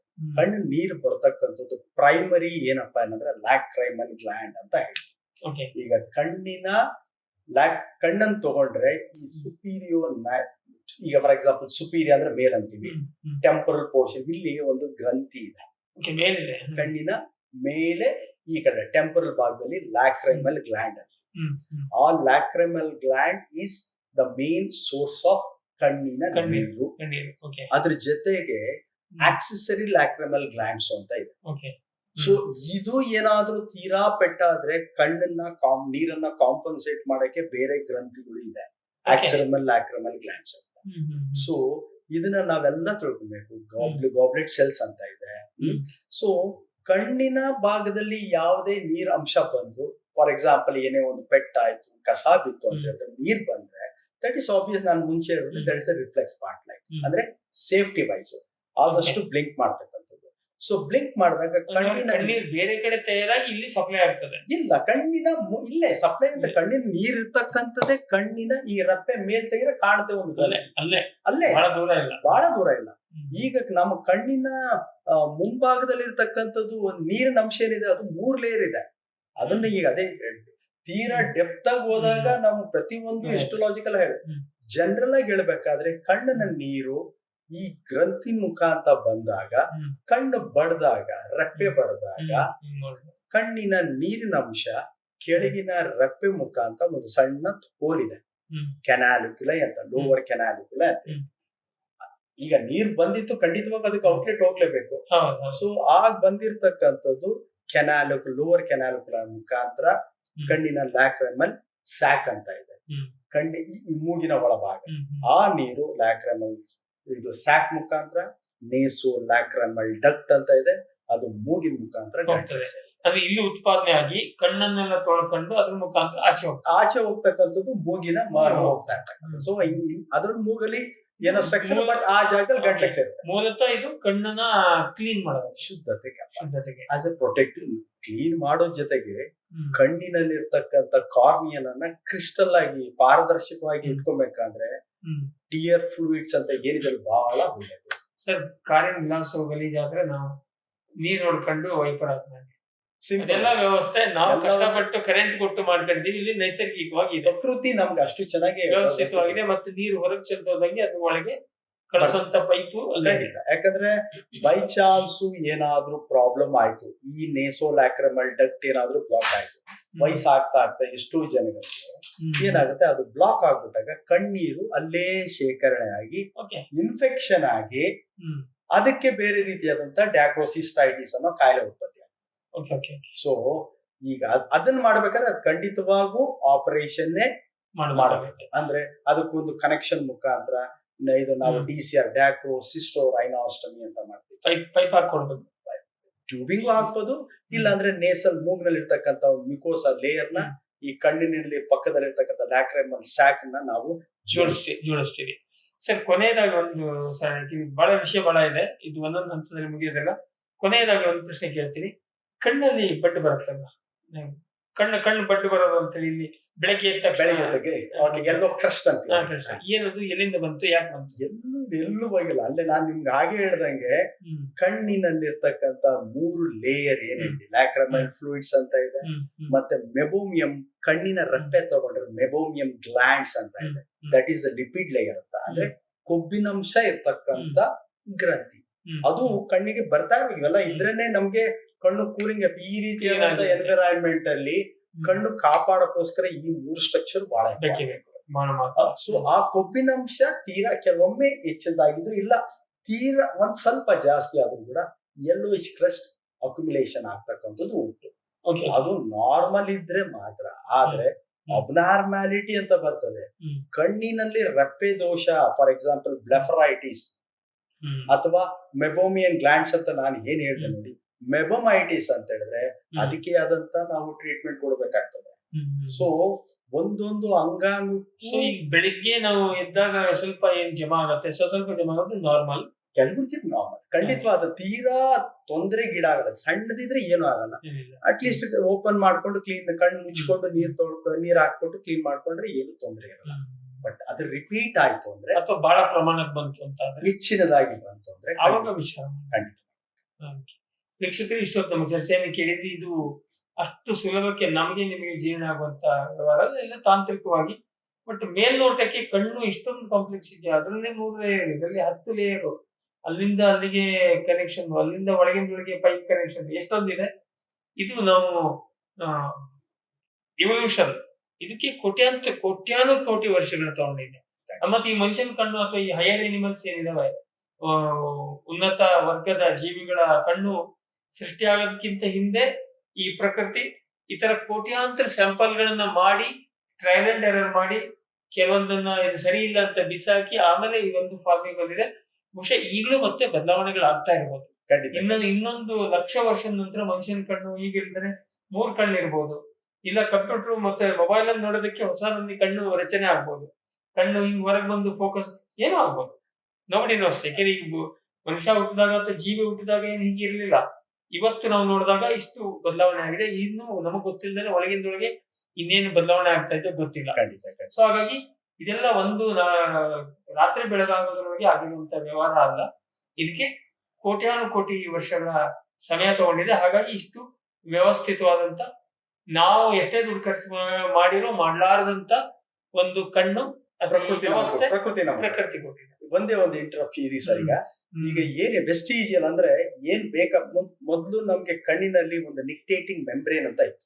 ಫಾರ್ ಎಕ್ಸಾಂಪಲ್, ಈಗ ಪ್ರಾಣಿಗಳಿಗಿರ್ಬೋದು, ಈಗ ನೀರಿನಲ್ಲಿ ವಾಸ ಮಾಡ್ತಕ್ಕಂತ ಕಪ್ಪೆಗಳಿಗಿರ್ಬೋದು, ಕ್ರೋಕೊಡೈಲ್ ಇರ್ಬೋದು, ಅದು ತನ್ನ ನೀರಿನಲ್ಲಿ ನೋಡ್ಬೇಕಾದ್ರೆ ಏನ್ ಮಾಡುತ್ತೆ, ಕಣ್ಣಿನ ರೆಪ್ಪೆನ ಒಮ್ಮೆ ಹಿಂಗೆ ಒಂದ್ಸಲಿ ಕಣ್ಣು ಮುಚ್ಚಿ ಹಿಂಗ್ ಬಿಡುತ್ತೆ, ಮಾಯಿಸ್ಚರ್ ಬರ್ತದೆ. That's called as A ನಿಕ್ಟೇಟಿಂಗ್ membrane ಅಂತ. ಅಂದ್ರೆ ಕಣ್ಣು ಸ್ಪಷ್ಟತೆ ಕಾಣಬೇಕಾದ್ರೆ ಕಣ್ಣಿನ ಈ ಕಾರ್ನಿಯ ಮೇಲೆ ಒಂದು ಮೆಂಬ್ರೇನ್ ಅಂತ ಬಂದು ಪೊರೆ ತರ ಬಂದು ಮತ್ತೆ ಕ್ಲೋಸ್ ಆಗುತ್ತೆ.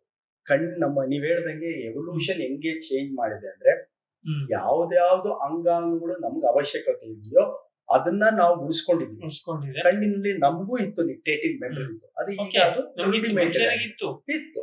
ಬಟ್ ಅದು ತೀರಾ ಅವಶ್ಯಕತೆ ಇಲ್ಲದೆ ಇರೋ ಕಾರಣದಿಂದ ಅದನ್ನ ನಾವು ರೂಡಿಮೆಂಟ್ ಅಂತ ನಾವೇನಿದೆ ಈ ಕ್ಯಾರಂಕಲ್ ಅಂತ ಪಕ್ಕದಾಗ ಒಂದ್ ಸಣ್ಣ ಲೇಯರ್ ಇತ್ತಲ್ಲ, ಅದು ರೂಡಿಮೆಂಟ್ ಅಂದ್ರೆ ಅದನ್ನ ಓಕೆ, ಅದು ಆಗಿಲ್ಲ. ಅದು ನಾವು ಉಪಯೋಗಕ್ಕೆ ಸದ್ಯಕ್ಕೆ ಪರಿಸ್ಥಿತಿ ನಾವು ಯೂಸ್ ಬಳಸ್ತಾ ಇಲ್ಲ. ಹಾಗಾಗಿ ನಮಗೆ ಸಿಕ್ಸ್ತ್ ಸೆನ್ಸ್ ಇದ್ದು ಹೋಗಿದೆ, ಬರೀ 5 ಉಳ್ಕೊಂಡಿದೆ. ಸಿಕ್ಸ್ತ್ ಸೆನ್ಸ್ ಜಾಗಕ್ಕೆ ಮೊಬೈಲು, ಕಂಪ್ಯೂಟರ್ಗಳು ಬಂದಿದೆ. ಹಾಗಾಗಿ ಮುಂದೊಂದು ದಿನ ಏನೋ ಬದಲಾವಣೆ ಆಗ್ಬೋದು. ಅವಾಗ ಮತ್ತೆ ಆತರ ಬದಲಾವಣೆ ಆದ್ರೆ ಮತ್ತೆ ಕಾರ್ಯಕ್ರಮ ಮಾಡೋಣ ಅಂತ ಇರುತ್ತೆ. ಇವತ್ತಿನ ಚರ್ಚೆ ತಮಗೂ ಕೂಡ ಆಸಕ್ತಿ ಕೆರಳಿಸ್ತು ಅಂತಂದ್ರೆ ಇದು ಅಷ್ಟು ಸುಲಭವಾಗಿ ಅರ್ಥ ಆಗೋದಲ್ಲ ಅಥವಾ ಮುಗಿಯೋದಲ್ಲ. ನಾವು ಇದೊಂದು ಸರಣಿ ಕಾರ್ಯಕ್ರಮವನ್ನು ಮಾಡಿ ಡಾಕ್ಟರ್ ವೆಂಕಟೇಶ್ ಅಂತ ಅದರಲ್ಲಿ ಪಳಗಿದಂತಹ ವಿಜ್ಞಾನಿಗಳನ್ನ ಹೇಳಿ ಅಥವಾ ವೈದ್ಯರನ್ನ ಅಂತೇಳಿ ಅವ್ರ ಹತ್ರ ಮಾಹಿತಿಯನ್ನ ಇದು ಮಾಡಿ ತೆಗೆದು ನಿಮಗೆ ಕೊಡುವಂತ ಕೆಲಸ ಮಾಡ್ತೀವಿ. ಇವತ್ತು ನಮ್ಗೆ ಇಷ್ಟು ಸಮಯ ಕೊಟ್ಟಿದ್ದೀವಿ. ಇವರೆಲ್ಲ ನೋಡಿ ಬಿಸಿ ಡಾಕ್ಟರ್ಸ್. ನಾವು ಅದಕ್ಕಾಗಿ ನಾವೇ ಇಲ್ಲಿಗೆ ನಮ್ಮ ಸ್ಟುಡಿಯೋಕ್ಕೆ ಇವ್ರನ್ನ ಕರೆಯೋದು ಅಷ್ಟು ಸುಲಭ ಇಲ್ಲ. ಎಲ್ಲ ದಿನ OT ನಲ್ಲಿ ಇರ್ತಾರೆ, ಪೇಷಂಟ್ಸ್ ಅಟೆಂಡ್ ಮಾಡ್ತಾರೆ, ಅದು ಫಸ್ಟ್ ಪ್ರಯಾರಿಟಿ. ಆಮೇಲೆ ಇದು ಆದ್ರೆ ಜನರಿಗೆ ಮಾಹಿತಿ ಕೊಡೋದು, ಜನ ಕಣ್ಣನ್ನು ಹಾಳು ಮಾಡ್ಕೊಳ್ಳೋದೇ ಹಂಗೆ ಕಾಪಾಡ್ಕೊಳ್ಳೋದು ನಿಮ್ಮ ಮೊದಲಿನ ಪ್ರಯಾರಿಟಿ, ನಿಮ್ಮ ಮೊದಲ ಕಾಳಜಿ. ಆಮೇಲೆ ಹುಷಾರಿಲ್ಲ ರಿಪೇರಿ ಮಾಡೋದು ಮುಂದಿನ ಕತೆ. ಹಾಗಾಗಿ ಅದಕ್ಕೆ ಈ ತರ ಮಾಹಿತಿಯನ್ನು ಕೊಡೋದಕ್ಕೂ ಕೂಡ ಅವ್ರಿಗೆ ಆಸಕ್ತಿ ಇರುತ್ತೆ. ಅದನ್ನ ನಾವು ಇಷ್ಟೊತ್ತು ನಮ್ಮ ಸಮಯವನ್ನ ಕೊಟ್ಟಿದ್ದಕ್ಕೆ ಡಾಕ್ಟರ್ ವೆಂಕಟೇಶ್ ಅವರಿಗೆ ನಿಮ್ಮೆಲ್ಲರ ಪರವಾಗಿ ಮತ್ತೆ ನಮ್ಮ ವಾಹಿನಿಯ ಪರವಾಗಿ ಧನ್ಯವಾದವನ್ನು ಹೇಳಕ್ಕೆ ಇಷ್ಟ. ಧನ್ಯವಾದಗಳು. ಈ ತರದ್ದು ಒಂದು ಕಾರ್ಯಕ್ರಮ ಮಾಡೋದಕ್ಕೆ, ಒಟ್ಟಾರೆ ನಮ್ಮ ಫಾರ್ಮ್ ಟಿವಿ ಜೊತೆಗೆ ಕೈ ಜೋಡಿಸೋದಕ್ಕೆ ಮನ್ಸು ಮಾಡಿರೋದಕ್ಕೆ ಇವರ ಸಂಸ್ಥೆಯಾದಂತ ನಾರಾಯಣ ನೇತ್ರಾಲಯ ಕೂಡ ಈ ಸಂದರ್ಭದಲ್ಲಿ ನಾವು ಧನ್ಯವಾದವನ್ನ ಹೇಳಕ್ಕೆ ಇಷ್ಟಪಡ್ತೀವಿ. ವೀಕ್ಷಕರೇ, ನೀವು ಕೂಡ ಒಂದಿಷ್ಟು ನಾಲೆಜ್ ಅನ್ನು ಮಾಡ್ಕೊಂಡ್ರಿ, ಈ ಕಾರ್ಯಕ್ರಮ ನೋಡಿದ್ರಿ. ಹಾಗಾಗಿ ನಿಮಗೂ ಕೂಡ ಒಂದು ಧನ್ಯವಾದವನ್ನು ಹೇಳ್ತಾ ಇವತ್ತಿನ ಆಯುಷ್ಮಾನ್ ಭವ ಕಾರ್ಯಕ್ರಮದ ಕಂತನ್ನು ಮುಗಿಸ್ತಾ ಇದ್ವಿ.